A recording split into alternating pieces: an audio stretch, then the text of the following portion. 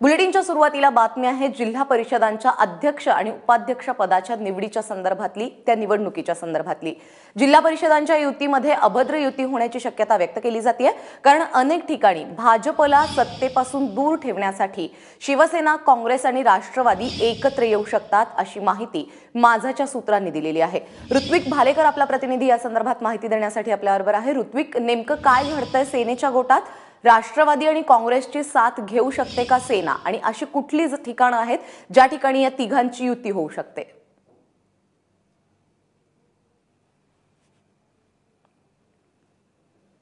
निश्चित प्राजक्ता, खरं तर ही युती अभद्र नसून काळाची गरज आहे असं आता म्हणावं लागेल, कारण राज्य पातळीवर जी समीकरणं आपल्याला बघायला मिळाली नाहीत ती आता जिल्हा पातळीवरती बघायला मिळू शकतात असं म्हटलं तर वावगं ठरणार नाही।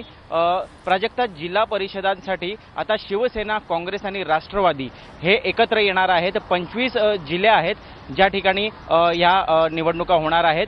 मात्र असे काही वादग्रस्त आणि मतभेद असणारे जिल्हे आहेत ज्या ठिकाणी ही समीकरणं जुळत नाही आहेत। याचं कारणही तसंच आहे। स्थानिक पातळीवरचे जे शिवसेनेचे नेते आहेत त्यांनी आपली हयात ज्यांच्या विरोधात राजकारण करण्यात घालवली त्यांच्याबरोबर हातमिळवणी करणं इतकंसं त्यांच्यासाठी सोपं नाहीये।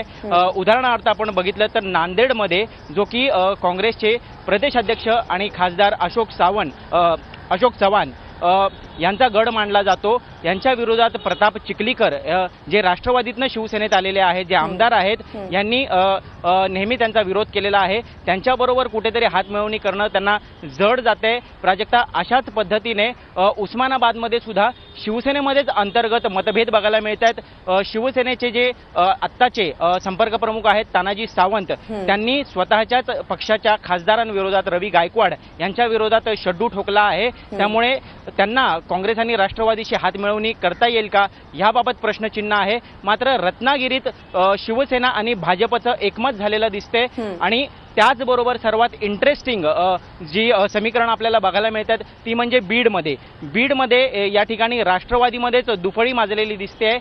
सुरेश धस आणि धनंजय मुंडे यांच्यात मतभेद असल्यामुळे काय होणार आहे याकडे सर्वांचं लक्ष लागलेलं असतानाच या ठिकाणी पंकजा मुंडे यांनी उद्धव ठाकरेंना भावनिक आवाहन केलेलं आहे आणि ज्या पद्धतीने मागे शिवसेनेने भाजपला किंवा पंकजा मुंडेंना समर्थन दिलं होतं, त्यांच्या विरोधात उमेदवार दिला नव्हता, त्याच पद्धतीने याही वेळेस युती करण्यात यावी अशी मागणी पंकजा मुंडे यांच्याकडनं करण्यात आलेली असं सूत्रांनी आपल्याला सांगितलेलं आहे।